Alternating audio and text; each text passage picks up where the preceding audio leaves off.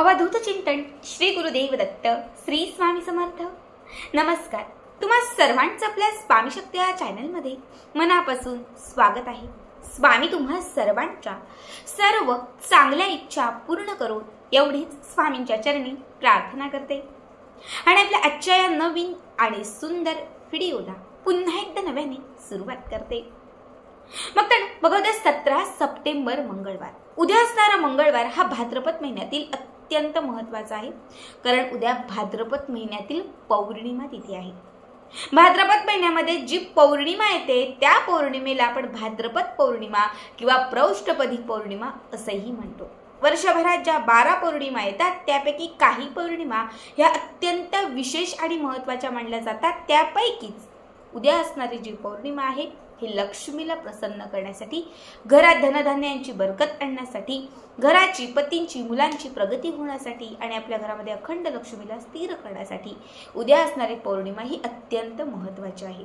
बघा, उद्या अनंत चतुर्दशी देखील आहे। 10 दिवसांच्या गणपती बाप्पांचं उद्या विसर्जन होणार आहे, म्हणजे अनंत चतुर्दशी आणि त्यामध्ये आलेली ही प्रौष्टपदी पौर्णिमा, दोनही शुभयोग एकाच दिवशी आलेले आहेत। त्यामुळे उद्याचा जो दिवस आहे तो उपाय करण्यासाठी, सेवा करण्यासाठी, गणपती बाप्पांची कृपा प्राप्त करून घेण्यासाठी, आपल्या घरामध्ये आपल्या आयुष्यात असणाऱ्या संकटांचा नाश करण्यासाठी आणि अखंड आपल्या घरात लक्ष्मीला स्थिर करण्यासाठी उद्याचा दिवस हा अत्यंत महत्त्वाचा आहे। उद्या प्रत्येकाने आपल्या घरामध्ये अनंताचा एक धागा बांधायचा आहे। तो कसा बांधायचा, त्यासोबत कुठली सेवा करायची, अनंत कोटीचं पुण्य मिळण्यासाठी काय करायचं आणि आपल्या आयुष्यामध्ये असणारं दुःख संपवण्यासाठी उद्या अनंत चतुर्दशीला आपण कुठला उपाय करायचा हे डिटेलमध्ये पुढच्या व्हिडिओमध्ये सांगेल। तत्पूर्वी आजच्या व्हिडिओमध्ये मी तुम्हाला उद्या असणाऱ्या पौर्णिमे तिथीचा एक सर्वात प्रभावी उपाय सांगणार आहे। उद्यापासून ही एक वस्तू तुम्हाला तुमच्या सोबत किंवा तुमच्या जवळ ठेवायची आहे। ही एक वस्तू उद्या असणाऱ्या भाद्रपद प्रौष्टपदी पौर्णिमेपासून तुम्ही तुमच्या सोबत ठेवायला सुरुवात केली तर तुमची भरभरून प्रगती होईल। तुमच्या आयुष्यात असणारे अडथळे दूर होतील, प्रत्येक क्षेत्रात यशाची प्राप्ती होईल, लक्ष्मी अखंड स्वरूपाने तुमच्याकडे खेचली जाईल, पैशांचे मार्ग जे आहेत म्हणजे धनाचे जे मार्ग आहेत ते चहू बाजूने तुमच्या आयुष्यात खुले होतील, ज्यामुळे धन आणि धान्य यांमध्ये तुम्हाला लाभ होईल। अत्यंत प्रभावी आणि अत्यंत महत्त्वाची सेवा सांगत आहे जी तुम्हाला उद्याच्या दिवशी करायची आहे। सगळ्यात पहिली आणि महत्त्वाची गोष्ट म्हणजे उद्या स्वच्छ सुंदर लवकर ब्रह्ममुहूर्तावरती उठून तुम्हाला स्नान करायचं आहे। त्यानंतर विधियुक्त आपलं जे काही असतं, लक्ष्मीचं पूजन असेल, गणपती बाप्पांची सेवा असेल, उंबरठ्याला हळदीचं लेपन असेल, तुळशीची पूजा असेल, हे सगळं करायचं आणि त्याच्यानंतर हा पुढचा उपाय। याच्यासाठी काय करायचं, देवघरात माता लक्ष्मीचा फोटो किंवा श्रीयंत्र असेल तर एका तामणात ठेवायचं, त्यावरती स्वच्छ सुंदर थोडंसं जल म्हणजे पाणी अर्पण करायचं, थोडं दूध अर्पण करायचं, पुन्हा थोडं पाणी अर्पण करायचं आणि ही जी मूर्ती आहे लक्ष्मीची किंवा श्रीयंत्र आहे ते स्वच्छ पुसून आणि धुवून घ्यायचं। देवघरामध्येच एक छोटासा पाट ठेवा किंवा मग देवघराच्या बाजूला एखादा चौरंग ठेवा, त्याच्यावरती एक वस्त्र ठेवा, म्हणजे एक वस्त्र अंथरा, त्याच्यावरती माता लक्ष्मीची ही मूर्ती किंवा श्रीयंत्र असेल ते ठेवा। माता देवघरात जो दिवा लावणार असतो म्हणजे जो आपण दिवा लावतो तो वेगळा आणि माता लक्ष्मीच्या समोर एक वेगळा शुद्ध तुपाचा दिवा लावायचा। जोडवात एक करायची, 2 वातींची एक वात, लाल वात असेल तर उत्तम, जोडवात करायची, ती त्या दिव्यात घालायची, शुद्ध तूप किंवा तेल घालायचं, यामध्ये एक चिमूटभर हळद घालायची आणि हा दिवा माता लक्ष्मीच्या समोर प्रज्वलित करायचा। यानंतर आपल्याला एक विड्याचं पान घ्यायचं आहे, ज्याला खाऊचं किंवा नागवेलीचं पान असं म्हणतो, आणि हे पान आपल्याला माता लक्ष्मीच्या फोटोसमोर किंवा श्रीयंत्र असेल तर त्याच्यासमोर हे पान ठेवायचं आहे। त्यानंतर आपल्याला जी महत्त्वाची गोष्ट उद्याच्या दिवशी घ्यायची आहे ती आहे सुपारी। बाजारामध्ये किंवा तुमच्या घरामध्येच एखादी सुपारी असेल तर ही एक सुपारी तुम्हाला घ्यायची आहे। ही सुपारी कुठेही तुटलेली, किडलेली, स्क्रॅच केलेली, कुठेही खंडित झालेली नसावी, प्लेन व्यवस्थित अख्खी असणारी एक सुपारी घ्यायची आहे। बघा, एक छोटी सुपारी असते आणि हिरव्या रंगाची एक ओली सुपारी असते। जर तुम्हाला हिरव्या रंगाची ओली सुपारी भेटली तर ती आवर्जून घ्या। मार्केटमध्ये बाजारामध्ये कुठेही नाहीच भेटली तर जी छोटी सुपारी असते आपण पूजेमध्ये वापरतो ती घेतली तरीही चालेल, दोघांपैकी कुठलीही घ्या, पण पहिले हिरवी सुपारी बघा, नाही भेटली तर छोटी। सगळ्यात पहिले एका ताम्हणात किंवा एका प्लेटमध्ये ही सुपारी ठेवायची, त्यावरती थोडंसं दूध, थोडंसं पाणी अर्पण करायचं, थोडं गंगाजल अर्पण करायचं। ही सुपारी स्वच्छ धुवून घ्यायची, म्हणजे या सुपारीला एक छान अभिषेक घालून घ्यायचा। त्यानंतर त्यानंतर माता लक्ष्मीची मूर्ती जी चौरंगावरती ठेवलेली आहे, जिथे आपण विड्याचं एक पान ठेवलेलं आहे, त्या पानावरती एक चिमूटभर तांदूळ ठेवायचे आणि त्याच्यावरती ही सुपारी ठेवायची। ठीक आहे। आता या सुपारीला थोडंसं हळद अर्पण करायचं, थोडंसं कुंकू अर्पण करायचं, थोडंसं गंध अर्पण करायचं। त्यानंतर यावरती पुन्हा थोडेसे तांदूळ सोडायचे। त्यानंतर आपण जो तिथे माता लक्ष्मीच्या समोर दिवा लावलेला आहे तो दिवा ओवाळायचा, उदबत्ती ओवाळायची।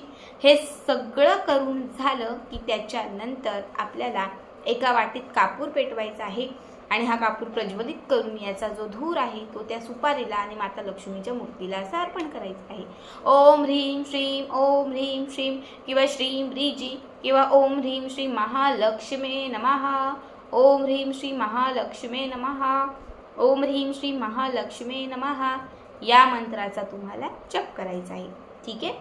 आपलं इतकं करून झालं की त्याच्यानंतर पुढचा उपाय, याच्यासाठी तुम्हाला अक्षदा म्हणजे अख्खे तांदूळ घ्यायचे। हे तांदूळ तुम्हाला कुंकुवात मिक्स करायचे आहेत।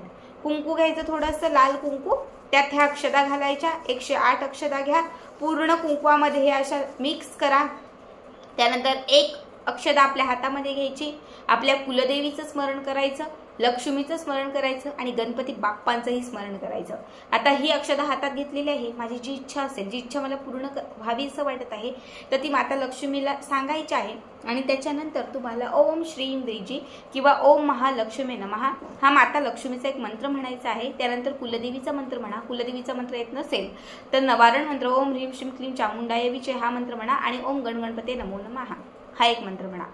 माता लक्ष्मीचा मंत्र श्रीं ब्रीजी ओम ह्रीं श्री महालक्ष्मी नमः, ओम गणगणपते नमो नमः आणि ही अक्षदा त्या सुपारीवर अर्पण करायची। पुन्हा ती कुंकवात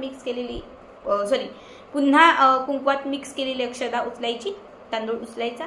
त्याच्यानंतर पुन्हा एकदा ओम श्रीं ब्रीजी ओम ह्रीं श्री महालक्ष्मी नमः किंवा मग ओम ह्रीं श्री महालक्ष्मी चविग्महे हा मंत्र म्हणू शकता। जो माता लक्ष्मीचा मंत्र येत असेल तो म्हणा, नवारण मंत्र म्हणा आणि ओम गणगणपते नमो नमः हा मंत्र म्हणा आणि ही अक्षदा त्या सुपारीवर अर्पण करा। अशा 108ही अक्षदा ज्या आहेत, 108ही जे तांदळाचे दाणे आहेत ते एक एक करत अभिमंत्रित करत सुपारीवरती अर्पण करायचे आहेत आणि उद्या दिवसभर ही सुपारी त्या एकाच ठिकाणी त्या चौरंगावरती ठेवून द्यायची। दिवसभर हा उपाय सकाळ दुपार संध्याकाळ कुठल्याही वेळात तुम्ही केला तरी रात्रभर ही सुपारी तुम्हाला अख्खा दिवस आणि रात्रभर ही सुपारी त्याच चौरंगावरती ठेवायची आहे आणि त्याच्या समोर लावलेला जो दिवा आहे तोही तुम्हाला प्रज्वलित ठेवायचा आहे। परवाच्या दिवशी म्हणजे बुधवारच्या दिवशी आता दिवा वगैरे विझला असेल, जे काही असेल तुम्ही घासण्यासाठी घ्या। माता लक्ष्मीची मूर्ती किंवा श्रीयंत्र असेल तर ते तुम्ही देवघरात ठेवून द्या आणि त्याच्या समोर ठेवलेली ही जी सुपारी आहे ही तिथून उचला। तांदूळ बिंदूळ सगळं तसंच ठेवायचं, विड्याचं पान आणि ते फक्त सुपारी उचलायची। ही सुपारी उचलायची, लाल फटक्यात बांधायची आणि ती आपल्या तिजोरीत ठेवून द्यायची। याने धनप्राप्तीचे मार्ग खुले होतील, नेहमी तुमच्याकडे लक्ष्मी प्रसन्न राहील, घरात बरकत येईल, घरातील धनधान्यामध्ये नेहमी वाढ होईल। आता जे तांदूळ वगैरे होते हे तांदूळ सगळे तुम्ही घराच्या चहू बाजूने आतमध्ये शिंपडू शकतात। थोडेसे तांदूळ तुम्ही अन्नधान्याच्या साठ्यात टाकू शकतात आणि राहिलेले जे तांदूळ असतील तर ते तुम्ही पशुपक्ष्यांना खाऊ घातले तरीही चालतील। अत्यंत साधा सोपा उपाय आहे। पौर्णिमा तिथीचा हा खास उपाय आहे। बघा, सुपारी ही गणपती बाप्पांना विशेष प्रिय आहे, तसंच माता लक्ष्मीची ही प्रत्येक पूजा सुपारीशिवाय अपूर्ण आहे।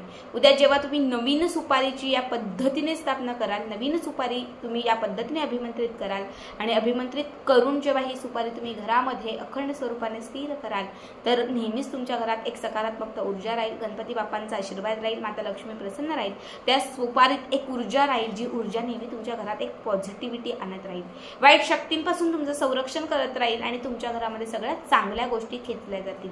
अत्यंत साधा सोपा उपाय आहे, आवर्जून करा आणि आजचा व्हिडिओ कसा वाटला नक्कीच कमेंट करा।